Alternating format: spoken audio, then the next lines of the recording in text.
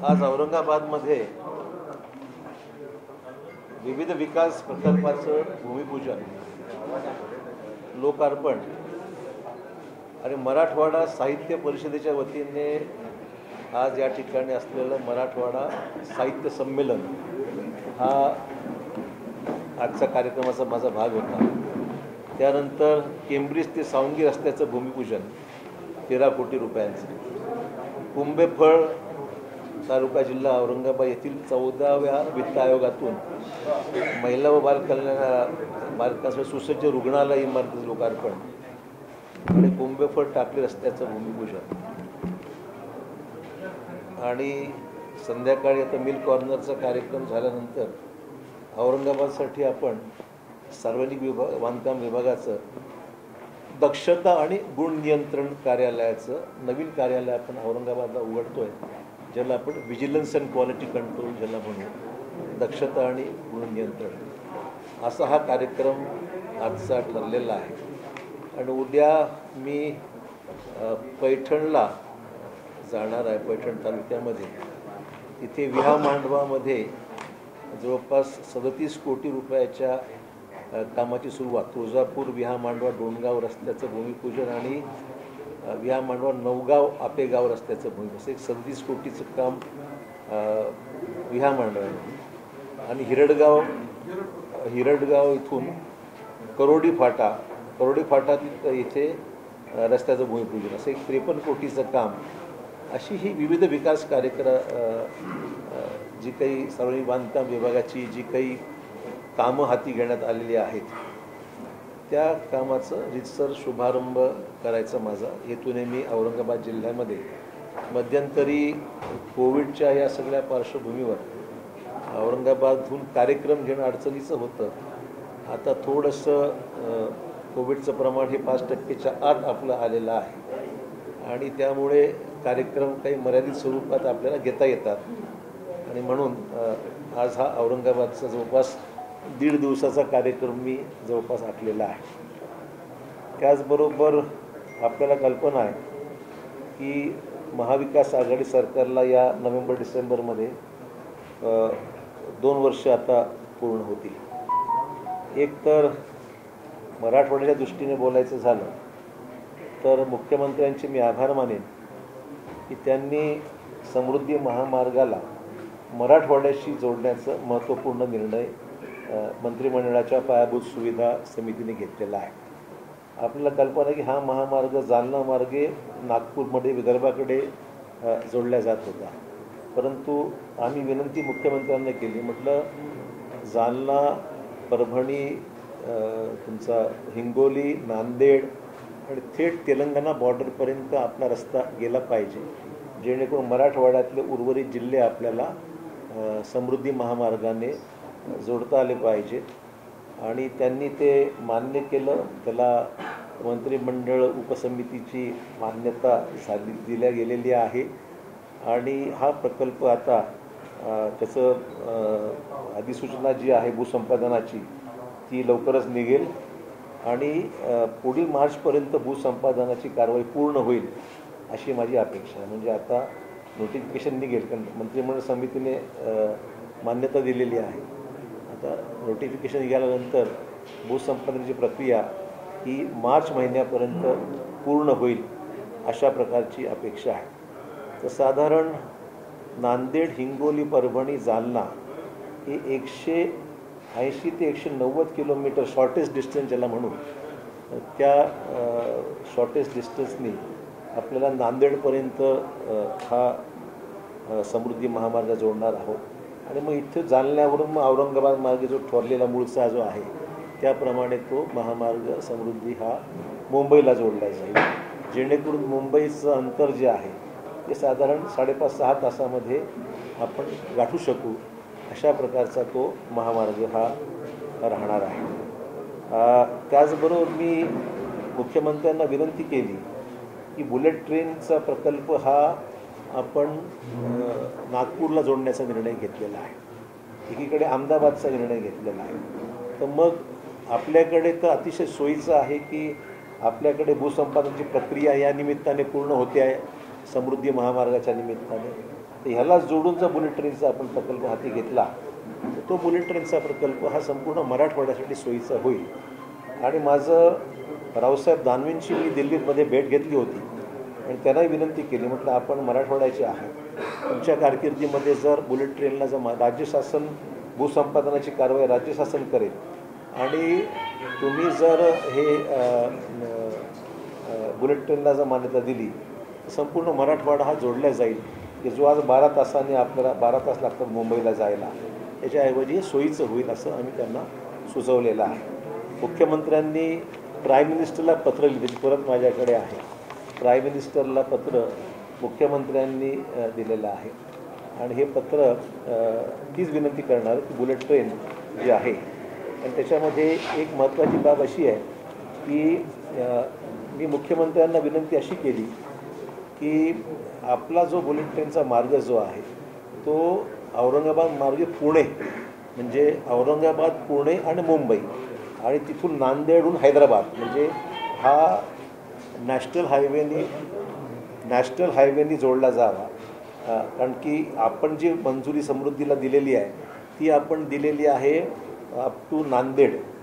आमचं म्हणणं आहे की नांदेडच्या पुढची लेंथ हैदराबादपर्यंतची जी आहे ती राष्ट्रीय महामार्गाने, म्हणजे गडकरी साहेबांना मी म्हणालेलो आहे की ती लेंथ तुम्ही घ्या पुढची, म्हणजे जेणेकरून थेट तुम्हाला एक नवीन मार्ग, हा ग्रीनफील्ड प्रोजेक्ट ज्याला म्हणू आपण, तो हैदराबादला जोडला जाईल आणि औरंगाबादहून आपण सरळ पुणे मार्गे जावं. पण पुण्याला जाण्याची इच्छा अनेकांची आहे, कारण मुलं शिकायला आहेत, शैक्षणिक तिथलं म्हणजे एज्युकेशन हब म्हणून पुण्याला जाण्याची संख्या फार मोठी आहे. अनेक लोकांना कामानिमित्त पुण्याशी जाणं भाग पडतं. त्यामुळे आपली नाशिक तर ही आहेच, पण हा जो मार्ग वाया औरंगाबाद पुणे जर केला आणि पुण्याहून जर ती bullet train Mumbai Pune bullet train होणारच आहे ती, त्यामुळे तो जर गेला तर आपल्याला हा 2 प्रस्ताव मी गडकरींच्या समोर मांडला आहे, त्यांना मी भेटणार आहे आणि जमलं तर मुख्यमंत्र्यांच्या उपस्थितीमध्ये ही बैठक व्हावी असा माझा प्रयत्न आहे, जेणेकरून मुंबई, पुणे, औरंगाबाद, जालना, नांदेड आणि हैदराबाद असा तो बुलेट ट्रेनचा प्रवास व्हावा आणि तो प्रवास 350 किलोमीटर प्रति तास अशी ती राहील बुलेट ट्रेन. त्यामुळे त्याचा फायदा निश्चितच मराठवाड्याला होईल. त्यामुळे हा एक विषय महत्त्वाचा आहे. त्यामुळे मला अपेक्षा आहे की रावसाहेब दानवे लक्ष देतील. त्यांचं बोलणं झालेलंच आहे. गडकरी साहेबांची माझी प्राथमिक चर्चा झालेली आहे. प्रत्यक्ष भेटून एक संयुक्त बैठक मुख्यमंत्र्यांच्या उपस्थितीमध्ये श्री गडकरी, श्री दानवेजी आणि उपमुख्यमंत्र्यांनी मी अशी बैठक घेण्याचा मुंबईत प्रयत्न आहे माझा, की जेणेकरून या प्रकल्पाला चांगली चालना मिळेल. असाच एक प्रकल्प अजून एक मराठवाड्यात घ्यायचा आहे, पण ती आज मी सांगत नाही, यासाठी नाही. पहिल्यांदा हा मार्गी लावू आणि नंतर मराठवाड्याच्या इतर महत्त्वाच्या प्रकल्प 1-2 आहेत माझ्या कल्पना, पण ते मी नंतर या बाबतीमध्ये बोलणार आहे. दुसरा पुढचा विषय जी आहे की आपण जाणताय की अतिवृष्टीमुळे खूप नुकसान झालेलं आहे. त्याची आकडेवारी तुम्हाला वेगळ्या द्यायची गरज आहे, सगळ्यांना माहितीच आकडेवारी. ती काही पंचनामे काही प्रमाणात मोठ्या प्रमाणात झालेले आहेत. ती आकडेवारी सगळी राज्य शासनाकडे जाण्याची प्रक्रिया सुरू आहे. परंतु त्याच्यामध्ये जे SDRFचे नॉर्म्स आहेत, स्टेट डिझास्टर मॅनेजमेंटचे जे नॉर्म्स आहेत, त्या नॉर्म्सप्रमाणे पैसे देण्याच्या बाबतीमध्ये निर्णय झालेला आहे. विमा कंपन्यांचा प्रतिसाद हवा तसा मिळत नाही, वस्तुस्थिती आहे. त्यामुळे केंद्र सरकारने लक्ष दिलं तर विमा कंपन्यासुद्धा विमा हा वेळेवर दिला तर शेतकऱ्यांना अडचणीच्या काळामध्ये मदत होऊ शकते. मोठ्या प्रमाणावर जे नुकसान झालेलं आहे तर साधारण 21,50,000 शेतकऱ्यांचं नुकसान संख्या जी आहे, मराठवाड्यात साधारण 21,50,000 शेतकरी नुकसान झालं आहे आणि साधारण 67% पंचनामे हे झालेले आहेत. त्यामुळे नैसर्गिक संकटाचा फार मोठा फटका आपल्याला बसलेला आहे. पिकांची प्रॉब्लेम आहेत. पाणी धरणं मराठवाड्यात जायकवाडी 70% 74%च्या आसपास काहीतरी आहे, पण बाकी ठिकाणी 100-99% 100% पाणी. तर आपले पाण्याचे साठे बऱ्यापैकी झालेले आहेत. जायकवाडी अजून समाधानकारक म्हणणार नाही, कारण जायकवाडी जर 90-100% भरलं तरच आपल्याला आगामी काळात 2 वर्ष तरी नीट जातात. नाहीतर जायकवाडची परिस्थिती दरवेळेस अडचणी होते आपल्याला. जायकवाड अजून काही भरलेलं नाही आहे. त्यामुळे हा एक विषय आहेच. त्याचबरोबर रस्त्यांचं आणि पुलांचं नुकसान मोठ्या प्रमाणावर आहे. मला मुद्दाम नमूद करायचं आहे की औरंगाबाद जिल्ह्यामध्ये अर्थसंकल्पीय तरतूद जी 21 म्हणजे आपण जी केलेली आहे ती साधारण 1239 कोटीची केलेली आहे. म्हणजे या फायनान्शियल इयरमध्ये साधारण 1239 कोटीची कामं ही मंजूर करण्यात आली औरंगाबाद जिल्ह्यामध्ये आणि त्यासाठी जवळपास 192 कोटी सुरुवातीला निधी वितरित करण्यात आलेला आहे आणि 178 कामं प्रगतीत आहेत आणि अजूनही 181 सुरू व्हायची आहेत. आता पैशाच्या अडचणीमुळे प्रश्न आहेत, परंतु आहे त्या पैशामध्ये आपण करत आहोत. रस्त्याची देखभाल आणि दुरुस्ती करता साधारण 267 कोटी किमतीच्या कामांना मंजुरी दिलेली आहे. त्यामुळे आणि 365 कोटीच्या इमारतीची कामं यालाही मंजूर देण्यात आलेली आहे. त्यामुळे हे सुरू आहे का. मध्यंतरीच्या काळामध्ये आपल्या घाटामध्ये जो कन्नडला जोडणारा घाट आहे तिथे मोठ्या प्रमाणात दरड कोसळली होती. आपल्या कल्पना आहे, रात्री मग 2 वाजता काही लोकांचे फोन आले. सुदैवाने मी फोन तो उचलला आधी 2 वाजता आणि एका माणसाने सांगितलं आम्ही अडकलेलो आहोत आणि दरड समोर दगड कोसळत आहे, सगळी आमची फार भयानक परिस्थिती आहे. ताबडतोब मी मग त्यावेळेस इथले जिल्हाधिकारी, विभागीय आयुक्त आणि PWDचे अधिकारी, नॅशनल हायवेचे अधिकारी या सगळ्यांच्या प्रयत्नातून काम रात्रभर चालत राहिलं आणि सकाळी मग तो खुला झाला. वाटतं एक कॅज्युअलिटी वाटतं झाली असं वाटतं मला, परंतु फार मोठा अपघात त्या दिवशी टळला आणि त्यामुळे मदत झालेली आहे. त्यामुळे हे एक विषय नमूद मुद्दाम केला, कारण की दरड कोसळण्याचा जो विषय आहे तो पर्यावरणाशी संबंधित आहे. मंत्रिमंडळात बैठकसुद्धा यावेळेस या विषयावर अनेक वेळा चर्चाही झालेली आहे आणि मुख्यमंत्र्यांची हीच भूमिका आहे की राज्यामध्ये पर्यावरणासंदर्भामध्ये एक एक्सपर्ट्सची कमिटी नेमून दरडी कोसळण्याचा जो विषय आहे किंवा पर्यावरणाच्या संदर्भातले जे विषय आहेत त्याबाबतीमध्ये एक्सपर्ट्सचा ॲडवाईस घेऊन त्याच्यामध्ये धोरणात्मक निर्णय एन्फोर्समेंटचा विषय आहे. त्याच्यामध्ये हे केल्याशिवाय हे विषय आटोक्यात धोकादायक झालं आहे. गेल्या 1-1.5 वर्षामध्ये प्रमाण थोडंसं अधिकचं झालेलं आहे. पावसाचं आणि वादळाचं प्रमाणसुद्धा महाराष्ट्रात आणि देशातच झालेलं आहे आणि त्याच्यामुळे नुकसान आणि जीवितहानीसुद्धा मोठ्या प्रमाणावर झालेली आहे. त्यामुळे पर्यावरणाचं सुद्धा संतुलन थोडंसं एकंदरीत जे आहे ते चिंताजनक परिस्थिती आहे असं म्हटलं तर चुकीचं ठरणार नाही. त्यामुळे हा विषयसुद्धा शासनाने प्रायोरिटीवर घेतलेला आहे आणि त्या दृष्टिकोनातून हे सगळे प्रयत्न आमचे सुरू आहेत. ते मुद्दा मला सांगितलं पाहिजे. काही गोष्टी कोरोनाच्या पार्श्वभूमीवर आपल्याला कल्पना आहे की आता थोडीशी परिस्थिती बदलल्यामुळे 4 ऑक्टोबरपासून शाळा व महाविद्यालय सुरू करण्याचा निर्णय कालच घोषित करण्यात आलेला आहे. 7 ऑक्टोबरपासून धार्मिक स्थळं ही खुली करण्याचा निर्णय घेतलेला आहे आणि 22 ऑक्टोबरपासून नाट्यगृह आणि सिनेमागृहसुद्धा खुले करण्याचा संकेत आज मुख्यमंत्र्यांनी दिलेला आहे.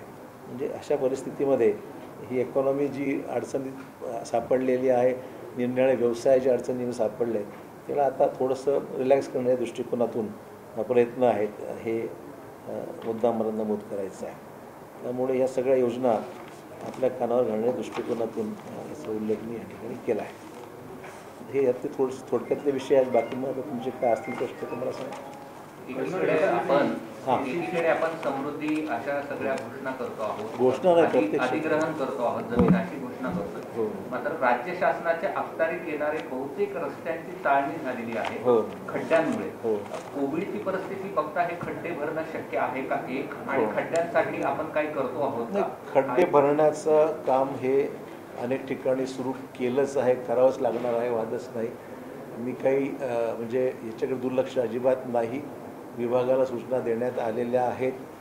काही ठिकाणी अडचणी येतात, परंतु ह्याला पैशाची काही अडचण येणार नाही आणि राज्यामध्ये हे काम किमान नवीन रस्ते करणं थोडं मागे जरी पडलं तर हरकत नाही, पण किमान खड्डे भरले पाहिजे. कारण रोज सध्या माध्यमांनी खड्ड्यावरच रोज सुरू आहे, पण वस्तुस्थिती आहे ती, म्हणजे काही नाकारत नाही. त्यामुळे हे काम केलं पाहिजे आणि ह्याला प्राधान्य आमचं आहे. आता जे सगळीकडे हे जे झाली अतिवृष्टी जे झाली त्यामुळे एकंदरीत पूल भरपूर वाहून गेलेले आहेत. त्याला किती पैसा लागणार आहे राज्य शासनाला, असा एक काही अंदाज आहे का? माझ्याकडे आता आकडेवारी उपलब्ध नाही, पण त्याचा अंदाज शासनाकडे आम्ही घेतलेला आहे. आणि एक जाणीव जरूर आहे की आता मागच्या ही सगळी पुलं बरीचशी जुनी आहेत आणि ते एकेकाळी पाण्याची लेवल तेवढी नव्हती आणि म्हणून चालून जायचं. पण बऱ्याच ठिकाणी आपल्याला म्हणजे वास्तविक माझी भूमिका हीच आहे की ज्या ठिकाणी पुलाची उंची कमी आहे आणि त्या ठिकाणी अपघात घडत आहेत किंवा पाणी वरून सातत्याने जात आहे, अशाला अग्रक्रम देऊन अशा ठिकाणी पुलाची उंची वाढवली पाहिजे, ही माझी भूमिका आहे. निश्चित आकडेवारी मी तुम्हाला नंतर देईन, परंतु आहे कुठे मराठवाड्याचं आहे कसं इथलं आहे ना आपलं, हां औरंगाबादचं आहे का? ओके हो शिकणं मला. हां, दुरुस्तीचा खर्च हा 542 कोटीचा आहे विभागाने, औरंगाबाद विभागाचा म्हणतो मी, हां मराठवाडा तर 542 कोटीचा रिक्वायरमेंट ही राहणार आहे. त्या हां पुलांसाठी पूरहानी दुरुस्ती मग पुलं पण आली आणि बाकीचे किरकोळ रिपेअर्स पण त्याच्यामध्ये आहे. तर साधारण त्याच्यामध्ये 542 कोटी आणि पुलांची संख्या जी आहे ती औरंगाबाद प्रादेशिक विभागात 92 पुलं आहेत. अशी क्षतिग्रस्त झालेल्या पुलांची संख्या 92. तर 92 पुलं आणि 542 कोटी असं एकंदरीत ही 8ही जिल्ह्याची ही परिस्थिती आहे. हो आपल्याला नाही आपल्याला कल्पना आहे की एशियन डेव्हलपमेंट बँकेकडून आपल्याला मंजुरी मिळालेली आहे. त्याची पहिल्या टप्प्यातला भाग 2ला मंजुरी मागच्या शासनाच्या झाली होती. आता आपण आल्यानंतर त्यांना भाग दुसरा जो आहे त्याला मंजुरी दिलेली आहे आणि संपूर्ण महाराष्ट्रात मिळून साधारण 15,000 कोटीची कामं ही एशियन डेव्हलपमेंट बँकेच्या माध्यमातून करण्याचं नियोजन आहे. दुसऱ्या टप्प्याची आराखडा तयार करण्याला गती आम्ही देते. टेंडर्स आता फ्लोट आम्ही करू या 15 दिवस महिन्याभरामध्ये आणि ते सगळे रस्ते सिमेंट कॉन्क्रीटचे होतील. म्हणजे एशियन डेव्हलपमेंट बँकेचे जे रस्ते आहेत ते जे काय आम्ही करत आहोत हे सगळे सिमेंट कॉन्क्रीटचे रोड आम्ही करण्याची आमची भूमिका आहे. ऑक्टोबरमध्ये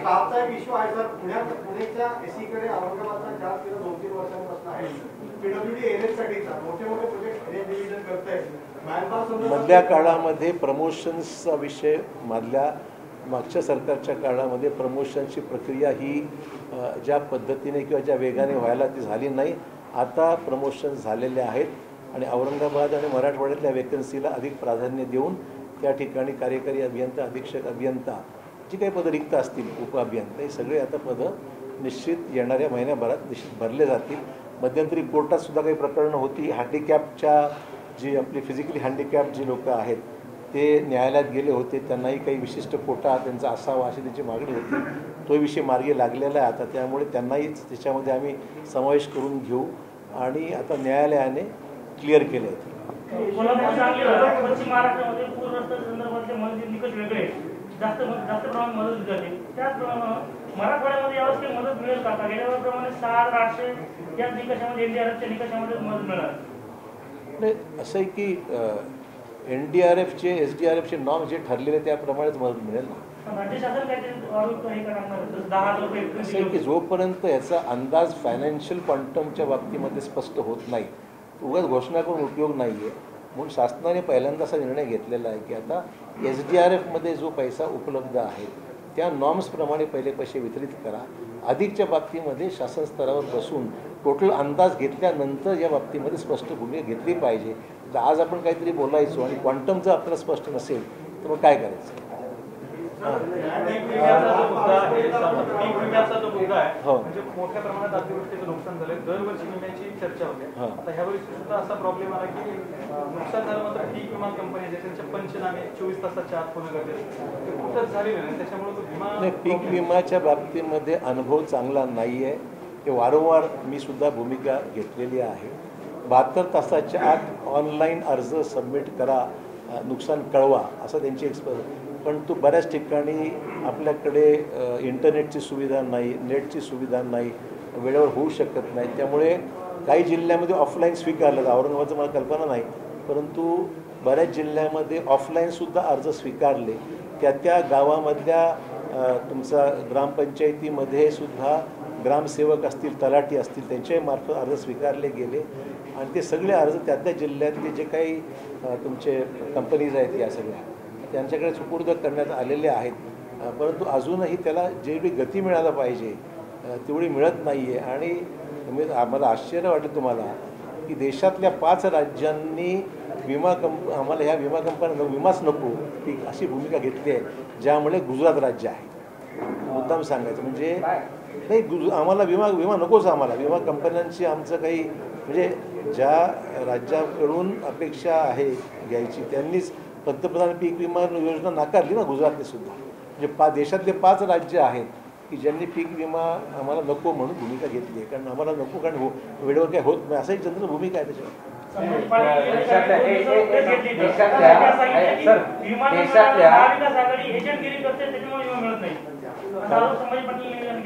काय म्हणताय? पीक विमा न मिळाल्यामुळे शेतकऱ्यांना महाविकास आघाडी एजंटगिरी करते. नेते महाविकास एजंटगिरी म्हणजे काय मला कळलं नाही. एजंटगिरी विमा कंपन्यांचे महाविकास आघाडी ही एजंट आहे विमा कंपन्यांची. त्यांना आता ते शासनात होईल, त्यांना माहिती पाहिजे शासन कधी एजंट म्हणून काम करत नाही. पीक विमा हा डायरेक्ट शेतकरी त्या विमा प्रत्येक जिल्ह्याला विमा कंपनी नेमून दिलेली आहे. या ज्या विमा कंपन्या आहेत त्या केंद्र सरकारने शॉर्टलिस्ट केलेल्या विमा कंपन्या आहेत आणि त्याला पैसे प्रत्येक जिल्हा भरतो. आता विषय असा आहे की सत्तेत येण्यापूर्वी उद्धव ठाकरे हे स्वतःहून मोठा उठाव केला होता. त्याच्यानंतरचा मागच्या वर्षीचा पण अनुभव आहे आणि हे दोन अनुभव समोर असताना तुम्ही का गुजरात सरकार निर्णय घेतला जात नाही, सरकार का असं पुढे पाऊल टाकत नाही? दरवर्षी काहीच न मिळण्यापेक्षा काहीतरी मिळावं अशी अपेक्षा आहे. कारण की माझी स्वतःची भूमिका जी मी कॅबिनेट सुद्धा बोलून दाखवली की तिथे ग्रीव्हन्स ॲड्रेसल सिस्टमच नाही आहे. एखाद्या व्यक्तीला जर विमा मिळाला नाही, दाद कोणाकडे मागायची हा त्यातला खरा विषय आहे. तर दाद मागायची कोणाला हा खरा विषय आहे. एक ऑल पार्टी डेलिगेशनसुद्धा म्हणून प्राईम मिनिस्टरला भेटलेलं होतं किंवा प्राईम मिनिस्टरला विनंती केली होती की या पीक विम्याची जी कार्यपद्धती आहे ती बदलली पाहिजे. महाराष्ट्रामध्ये बीड पॅटर्न आहे की जिथे वेगळ्या पद्धतीने, एक्झॅक्टली मला ती आता उपलब्ध नाही मला माहिती, परंतु त्या पद्धतीने जर केलं तर राज्यामध्ये पीक विमा मिळणं सुलभ आणि सोपं होईल. परंतु इथे मॅक्झिमम नफा कमवायचा शेतकऱ्यांकडून आणि मोबदला मात्र द्यायचा नाही आणि काहीतरी क्षुल्लक कारणास्तव आडवाआडवी करायची असं जनरल तक्रार सगळ्यांची आहे. पण म्हणजे थोडे डिस्कंटेंट फार मोठा आहे या पीक विम्यात. तर केंद्र सरकारने या पीक विमा कंपन्यांच्या बाबतीमध्ये थोडीशी स्पष्ट भूमिका घेतली आणि त्यांच्यावर जर अंकुश ठेवला आणि काही नियम काही बदलले तर मला खात्री आहे की हे करता येईल.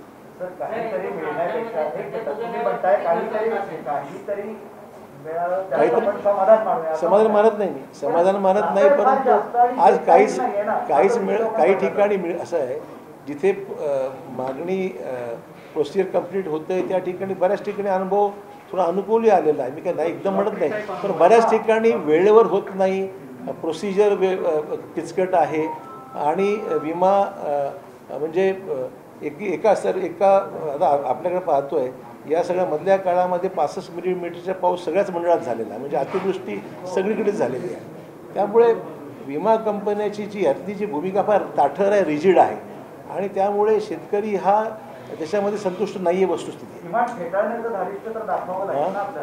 फेटाळ काय म्हणताय? हिंमत काय ह्याच्यामध्ये हिमतीचा विषय नाही आहे. आपल्याला शेतकरी हातबल आहे, सरकारी हातबल आहे का? नाही, सरकारी हातबल दिसतंय ना की तुम्हाला ही बातमी देणार नाही मी सरकारी हातबल आहे, पण माझं म्हणणं एवढंच आहे मी पण हातबल नाही, सरकारी हातबल नाही आहे. शेतकरी हातबल आहे, सरकार हातबल आहे, मग काय म्हणताय? नाही, त्यांचा प्रतिनिधी जिल्ह्याला आहे, तालुक्याला आहे, माणसं आहेत त्यांची. परंतु जे ग्रीव्हन्सेस आहे, तक्रारी आहे त्याचं निवारण करण्याची यंत्रणा काही व्यवस्थित नाही आहे. सर, मराठवाड्याचं खूप मोठं नुकसान होत आहे. तुम्ही मराठवाड्यातले आहात, या संदर्भात जर तुम्ही पुढचं पाऊल टाकलात, तुम्ही पुढे पाऊल टाकलात तर तुम्ही पुढाकार घेतलात तर मराठवाड्यातल्या शेतकऱ्यांसाठी ते न्याय मिळू शकतो. माझा प्रयत्न आहे मराठवाड्याला न्याय मिळालं पाहिजे, मराठवाड्याचं नुकसान होऊ नये. मराठवाड्यामध्ये पाण्याची तूट जी जाणवते, तुटीचे प्रकल्प आहेत त्याला पाणी व्यवस्थित मिळालं पाहिजे. मराठवाड्याचे रस्ते चांगले झाले सगळ्या. पण म्हणून मी आव्हान मगाशी केलं. मगाशी माझी बांगडे साहेबांची भेट झाली, आपले माजी अध्यक्ष, त्यांनाही विनंती केली. म्हटलं मराठवाड्याचं आपलं जे भांडण जे असेल राजकीय ते 5 वर्षाला एकदा आपण करू, पण मधल्या 5 वर्षाच्या कालावधीमध्ये जर सर्वांनी जर हातभार लावून मराठवाड्याचे प्रश्न मार्गी लावण्याकरता जर एकोपा जर केला तर आम्हाला आमची काही तक्रार आनंदच होईल.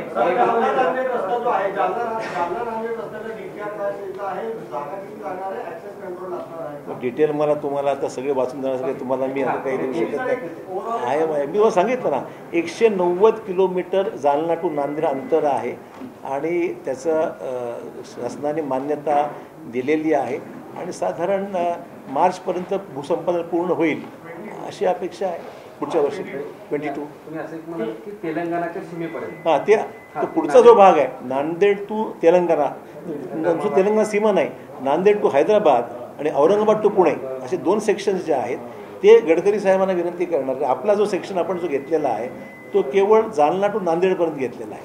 तर तो पुढचा जो भाग आहे अप टू हैदराबादचा आणि इथला पुण्याचा, हे 2 तुकडे जर जोडल्या गेले तर आपण सरळ आपण हैदराबाद जोडल्या जाऊ मुंबईपासून. जालना ते औरंगाबादचा जो पॅच आहे, जालना ते औरंगाबादचा पॅच पण ओव्हरऑल राज्यातल्या खड्डे बुजवण्यासाठी किती पैसे लागणार आहेत ते अवेलेबल आहेत का? पैशाची अडचण नाही आहे. आम्ही बाकीची कामं बाजूला ठेवू आणि खड्ड्यांसाठी जे काही भरायचं असं मुद्दा एवढाच आहे की खड्डे भरले गेले पाहिजेत, हा त्यातला महत्त्वाचा मुद्दा आहे. त्यामुळे पैशाची अडचण नाही, अजिबात नाही. हे खड्डे न्यायालयाचं चिंता असणं स्वाभाविक आहे. न्यायालयाचे निर्देश हे सर्वोच्च आम्ही मानतो आणि त्यामुळे न्यायालयच नाही, शासनसुद्धा या बाबतीमध्ये हे करण्याच्या बाबतीमध्ये सकारात्मक आहे, केलं पाहिजे. ठीक आहे, मध्यकाळात पावसाने उघड केलं झालंच नाही ना, आता कंटिन्युअस पाऊस आहे आपल्याकडे.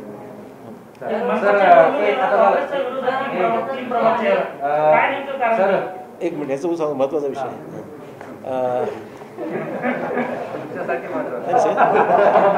तुमचे महत्त्वाचे विषय मला माहिती आहेत. तर विषय असा आहे की मतभिन्नता आहे. 4चा प्रभाग असावा. आता मागे निर्णय झाला तो नगरपालिका आणि नगरपंचायतीच्या बाबतीमध्ये झाला. नगरपंचायतीला 1चा प्रभाग 1 सदस्याचा, नगरपालिकेला 2चा झाला. महानगरपालिकेच्या निर्णयात चर्चा झाली आणि मतभिन्नता होती. काही सदस्यांचं म्हणणं 2चं होतं, काहींचं म्हणणं 4चं होतं. त्यामुळे मधला मार्ग हा 3चा स्वीकारला गेला. असं आहे सध्या. असं म्हणतात. आता अध्यक्षांनीच म्हटलं ना परवा, अध्यक्षांनी परवा जो ठराव घेतला मी जे ऐकून आहे तो अध्यक्षांनीच सांगितलं 2चा असावा. आता तो निर्णय आता पुढचे मिनिट्स होतील त्यावेळेस स्पष्ट होईल. पण काँग्रेसची भूमिका, अध्यक्षाची भूमिका म्हणजे काँग्रेसची भूमिका झाली. तर काँग्रेसची भूमिका ही म्हणणं ही बातमी आहे की 2चा प्रभाग त्यांनी मागणी केलेली आहे. त्यामुळे आता बघूया काय होतं, पण निर्णय 3चा राहिला.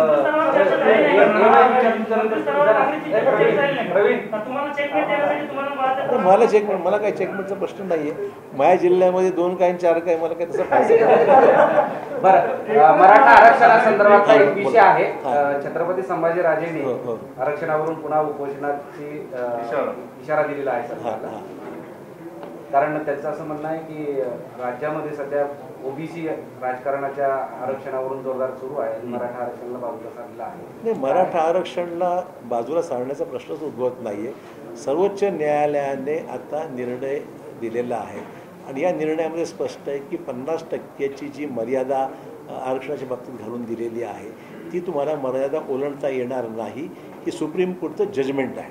आता सुप्रीम कोर्ट या जजमेंटमुळे 50% आत आणण्यासंदर्भातली जी प्रक्रिया आहे किंबहुना बॅकवर्ड तुमचा जो मागासलेपण आहे ते सिद्ध करण्याचा विषय आहे. राज्यसमी मागे हाही स्पष्ट केला. माझी बैठकही झाली या मुद्द्यावर. त्या मुद्द्यामध्ये मेटेसुद्धा मुख्यमंत्र्यांसमोर नंतरही बैठक झाली आणि आमची भूमिका एवढं, आमच्या राज्य शासनाची जी याचिका आहे सुप्रीम कोर्टात ती अद्याप प्रलंबित आहे. आपले सब कमिटीचे अध्यक्ष जस्टिस दिलीपराव भोसले यांच्या समितीने जो निष्कर्ष दिला होता त्यांनी सांगितलं होतं की तुमची याचिका जर फेटाळल्या गेली, आमची याचिका अजूनही सुप्रीम कोर्टात म्हणजे केंद्राची फेटाळली गेली, राज्याची याचिका अजून प्रलंबित आहे, परंतु मग ते जर फेटाळल्या गेले त्यानंतरची प्रक्रिया आहे की तुम्ही मग ते कमिशन गठीत करा. कमिशन म्हणजे जी पहिली प्रक्रिया जी पूर्ण मागच्या सरकारच्या वेळेस झाली होती ती प्रक्रिया कदाचित नव्याने करण्याची वेळ येईल कारण तुम्हाला तुमचा मागचा जो रिपोर्ट आहे गायकवाड कमिशनचा जो अहवाल आहे तो न्यायालयाने फेटाळलेला आहे. तो फेटाळल्यामुळे आता नव्याने ही सगळी प्रक्रिया करण्याची वेळ आलेलीच आहे. आणि दुसरी गोष्ट 50%ची मर्यादा अजूनही कायमच आहे. त्यांनी जो जजमेंटच आहे सुप्रीम कोर्टचं. आता आमचा मुद्दा एवढाच होता, जे वारंवार मी सांगत होतो की ज्यावेळेस सभागृहामध्ये कायदा कॉन्स्टिट्युशनल अमेंडमेंट झाली तर आमची मागणी होती की बा 50%ची जी मर्यादा आहे ती जर काउंट, जसं तुम्ही राज्याला अधिकार देण्याच्या बाबतीमध्ये निर्णय घेतला, ठीक आहे, स्वागत आहे. ते करत असताना तुम्ही जर 50%ची मर्यादा काढणं जे सोपं होतं तुम्हाला कॉन्स्टिट्यूशन, जर तुम्ही EWSला केलं, तुम्ही इकॉनॉमिकल वीकर सेक्शनला 50%च्या वर 10% तुम्ही जोडून 60% रिझर्वेशन तुम्ही मान्यच केलेलं आहे. आमचं म्हणणं मग त्याच पद्धतीने तुम्ही जर त्यावेळेस दिलं असतं तर ही प्रक्रिया पुन्हा करण्याची वेळ आलीच नसती, अशी आमची भूमिका आहे. उपोषण करणार आहेत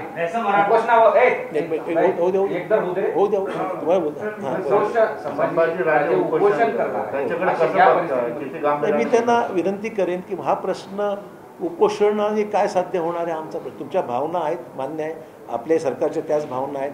त्यामुळे सरकार हे संभाजीराजेंची भूमिका आणि सरकारची भूमिका वेगळी काही नाही आहे, परंतु मार्ग हा न्यायालयीन मार्ग शिल्लक आपल्यासमोर आहे. आता जे काही करायचं आहे आपल्याला न्यायालयाने दिलेल्या निर्णयाच्या अनुषंगानेच पुढचं वाटचाल आपल्याला करावी लागणार आहे. हा सुप्रीम कोर्ट असल्यामुळे पुढं काय त्याच्या आपल्याला we can't go beyond that. Maratha आरक्षण का मेन मुद्दा मुस्लिम आरक्षण है ना. अरे भाई यही मामला आगे नहीं बढ़ रहा है, ओबीसी का मामला चल रहा है, तो जब तक ये सब प्रक्रिया उसी में रहेगी ना, हम हमारा तो समर्थन पहले से खुले हम समर्थन है. अभी दिखाने के लिए क्या करना चाहिए मुझे पता, ये दिखाने का मामला नहीं है. जो मामला कोर्ट ने देखो, ये पहले ही 2 मामले अभी प्रलंबित हैं. ऐसे हालात में ये और मामला लेकर आगे बढ़ सकते कि नहीं बढ़ सकती है मुश्किल, तो हम हमारा उसके समर्थन है ना. ओबीसी का हो, महाविकास आघाडीमध्ये भाजप आणि शिवसेना आणि राष्ट्रवादी काँग्रेस हे एक दिसतात आणि काँग्रेसला थोडं आयसोलेट केल्यासारखं एकूण वातावरण निर्मिती केली जसे असतं मला वाटतंय. असं तुम्हाला वाटतं का? आम्हाला वाटत नाही, आम्हाला वाटत नाही, आम्हाला काही वाटत नाही, मला ते तसं वाटत नाही. असतं तिन्ही पक्षाचं सरकार आहे, त्यामुळे 3 पक्षाच्या सरकारला निर्णय घेत असताना तिघांना आपापली बाजू रेटून नेऊन मांडून करून घ्यावी लागते. तर मला काही तशी अडचण वाटत नाही. असं काही जाणून बुजून काही बाजूला काँग्रेस ठेवलं जातं असं निदान मला तरी वाटत नाही. पण साहित्य संमेलनामध्ये तुम्ही बोलताना असं म्हटलेलं आहात की छोटे मोठे मतभेद आहेत आमच्यात. असतात ना. तीन म्हणून तो कॉमन प्रोग्राम केला आपण. 3 पक्षाचं सरकार आहे, तिन्ही 2 शिवसेनेची आयडियोलॉजी वेगळीच होती, आहे, आजही आहे. त्यामुळे एकत्र येत असताना काही तडजोडी कराव्या लागल्या, ते मान्यच करावं लागलं. तुम्ही साहित्य तुमची घेतलं दुपारी सांगितलं, ते मराठवाडा साहित्य संमेलन काय परिषदेची सुरुवात नांदेडमधून झाली. त्या भाषणामध्ये भौतिकराव ठाले पाटील असं म्हणाले की मराठी भाषेची सुरुवात, जन्म हा मराठवाड्यातला आहे, कोणीतरी खोडसाळपणा करून, राजवाडे खोडसाळपणा करून ती विदर्भातला सांगितलं. आता मला विदर्भात मराठवाड्यात वाद घालायचा नाही. तुम्हाला बातमी पाहिजे पण काय बातमी देण्याची माझी इच्छा नाही. साहित्य संमेलन हे महाराष्ट्राच्या दृष्टीने महत्त्वाचं आहे. मग ते तिकडे हो का इकडे हो, सगळीकडेच घेतलं पाहिजे, वादच नाही. प्रत्येक जिल्ह्यांनी सुद्धा चांगले लेखक आहेत, कवी आहेत, साहित्य संमेलन होतात. त्याप्रमाणे कौतिकराव ठाले पाटील हे आपल्या मराठवाड्याच्या साहित्य परिषदेचे अध्यक्ष आहेत. चांगला कार्यक्रम, त्यानिमित्ताने लोक येतात आणि वेगवेगळाच वर्ग आहे जो साहित्यामध्ये रुची असणारा. चांगला कार्यक्रम, मला वाटतं वाद त्याच्यामध्ये निर्माण होऊ नये असं म्हणतात की यातून सुद्धा मराठवाडा अन्याय झाला असं वाटत नाही का? कुठल्या बाबतीत अन्याय जास्त मराठवाडा भाषा, मराठी भाषा ही मराठवाड्यात जन्मली असं काही झाल्यासारखं मला जाणवत नाही. हा बोला ना, बोला. मागच्या आठवड्यात मुख्यमंत्री औरंगाबादला आले, ते म्हणले मराठवाड्यात आता काय झालं विकास मला वाटला, आता आम्ही म्हणजे आमच्या कार्यकाळात म्हणजे तुम्ही मुख्यमंत्री होते, विलासराव होते, मला काय वाटतं मराठवाड्यात विकास झाला नाही? स्वाभाविक आहे. मुख्यमंत्र्यांना प्रशासनामध्ये मुख्यमंत्री नुकतेच आलेले आहेत, त्याच्यामुळे त्यांना मराठवाड्यामध्ये याच्या अगोदर काय काय घडलं हे बारकाईने प्रशासनाचा भाग आहे, सगळा डेव्हलपमेंटचा भाग. त्याच्यामुळे ते म्हणले असतील की बाबा अगोदर काय काय, स्पष्टच बोलतो, मोकळे बोलले असतील, मग अगोदर काय काय झालं मला माहीत नाही, पुढे जे करायचं मी करेन. त्यात काही गैर असेल, त्यात अर्थ वेगळा काढायची आवश्यकता नाही. ओबीसी आरक्षणाचा केस अजूनही कायम आहे. ओबीसी आरक्षणाचा प्रश्न सुटला नाही. झाला ना, आपला ऑर्डिनन्स झाला, ऑर्डिनन्स काढल्या गेलेला. ऑर्डिनन्सप्रमाणे आता त्या 50%च्या मर्यादामध्ये जेवढं बसवणं शक्य तेवढं बसवलं जाईल. निवडणूक आहे, बिनविरोध व्हावा असा प्रयत्न चाललाय काँग्रेसचा. काल विरोधी पक्ष नेत्यांना भेटले आमचे नेते दोन्ही, त्यामुळे विनंती केली. आता पाहूया काय करतात. गेल्या काही दिवसांपासून केंद्राचे जे हे आहेत त्यांचा ईडी असेल किंवा इन्कम टॅक्स असेल ज्या संस्था आहेत त्या खास करून राष्ट्रवादी काँग्रेस आणि शिवसेनेला टार्गेट करतात. परवा नांदेडमध्ये सुद्धा इन्कम टॅक्सच्या काही रेड झाल्याची माहिती आहे. हे नांदेडपर्यंत येऊन पोहोचलंय असं वाटतं? ठीक आहे, राजकीय आहे, मला एवढं सांगाय, मला ते अधिक काय भाष्य करायचं नाही. अशा रेड्स होत राहतात, परंतु यातली जी भूमिका आहे ती अधिक राजकीय दिसते असं म्हणावं लागेल मला. अधिक मी यासाठी बोलत नाही, पण तुम्ही माहिती डिटेल आल्यानंतरच या बाबतीत मी बोलेन. परंतु माझं मत तर आहे की हे सगळं राजकीय दृष्टिकोनातून चाललेली देशभरातली कारवाईचा भाग आहे.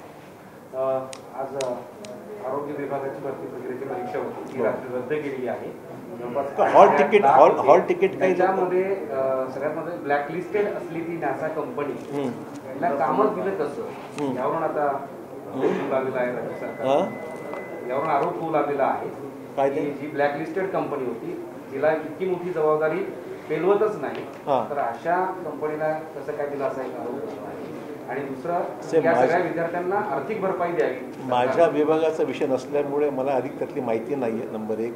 परंतु हॉल तिकीट काही वेळेवर लोकांना मिळू शकलं नाही, म्हणून काल ती अचानक रद्द झाली.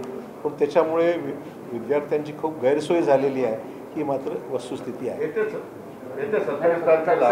याला आता राज्यभरातल्या सगळ्या विद्यार्थ्यांचं असं म्हणणं आहे की आम्हाला आमचे जे नुकसान झालेलं आहे आर्थिक ते राज्य सरकारनं द्यावं. मी काही याच्यावर आज बोलू शकणार नाही, परंतु येणाऱ्या मंत्रिमंडळाच्या बैठकीमध्ये या बाबतीमध्ये जरूर चर्चा घडून आणू आपण, किंवा नेमकं कशामुळे झालं. सर, येत्या 27 तारखेला राज्याच्या शेतकऱ्यांनी संप पुकारलेला आहे. त्याला कारण असं आहे की केंद्र सरकारने मोठ्या प्रमाणात सोयाबीन भारतात आयात केली आणि भारतातल्या सोयाबीनचे भाव पडले. कसं बघता तुम्ही एकंदरीत याच्याकडे? नाही, हे नेहमीच केंद्र सरकारचं धोरण जे राहिलेलं आहे ते पण साखरेच्या बाबतीमध्ये असो किंवा सोयाबीनच्या बाबतीमध्ये आयात निर्यात हा जो विषय आहे तो वेळेवर जर निर्णय घेतला तर त्याचा फायदा होतो, आणि जर निर्णयाला विलंब केला तर आपण पाहत नाही की बा कुठला निर्णय आयात करण्याचा निर्णय घेतला तर आता सोयाबीनचे भाव चांगले असताना क्रॅश झाले भाव सगळे. साखरेच्या बाबतीत असं झालं, आम्ही सांगत होतो की बाबा साखरेच्या बाबतीमध्ये काहीतरी ठोस निर्णय घेतला पाहिजे, तर ते 4 वर्ष झाले कारखानदारांना कोणी बघायला तयार नाही. अशी अवस्था झाली कारखान्यांची की बिकट आर्थिक परिस्थिती, कारखान्याचे केंद्राचं धोरण चुकीचं असल्यामुळे असे प्रश्न निर्माण झाले. शेतकऱ्याच्या विम्याचा विषय असू द्या किंवा शेतकरी आंदोलन असू द्या किंवा शेतकी उत्पादन आयात, म्हणजे शेतकऱ्यांबद्दल केंद्र सरकार अभ्यासपूर्ण काही गोष्टी करत नाही असं म्हणावंच लागेल. कारण की मला वाटतं की ज्या पद्धतीने या गोष्टीकडे सकारात्मक व्ह्यू ठेवला पाहिजे, प्रॅक्टिकल व्ह्यू घेऊन शेतकरी आज गेल्या 6-8 महिन्यापासून आंदोलनं करतायत दिल्लीमध्ये, त्याकडे लक्ष द्यायला कोणी तयार नाही. कायदे देशामधले जे केलेले आहेत शेतकऱ्यांनी तेवढे किचकट आणि जे चुकीचे झालेले आहेत, त्यामुळे शेतकऱ्यांचं हित साध्य करण्याच्या बाबतीमध्ये सरकारने हा प्रेस्टिज इश्यू केलेला आहे. तर म्हणून प्रेस्टिज इश्यू करण्याच्या पेक्षा सरकारने जर प्रॅक्टिकल भूमिका घेतली आणि विरोधकांना सुद्धा विश्वासात निर्णय घेतला तर मला वाटत नाही कोणी त्याला विरोध केला. परंतु हे जे काही कायदे झाले आहेत हे कसे चुकीचे झालेले आहेत, काय पर्याय असले पाहिजेत हे विरोधी पक्षांनी वेळोवेळी सुचवलं आहे, पण सरकार डायलॉग करायलाच तयार नाही, किंबहुना या बाबतीत चर्चाही करायला तयार नाही.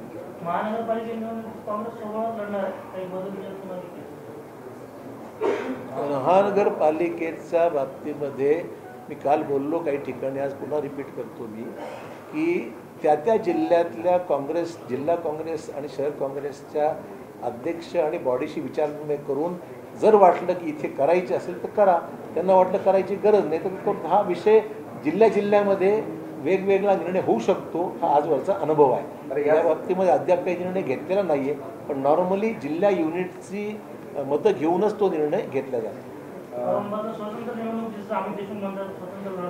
तुम्ही सांगितलं तुम्हाला प्रत्येक जिल्ह्याचा निर्णय हा त्या जिल्हा स्तरावर विचारविनिमय करून घेतला. अजून काही निर्णय औरंगाबादचा झालेला नाही, ज्यावेळेस बसतील त्यावेळेस निर्णय घेऊ आता काय करायचं त्यांचं.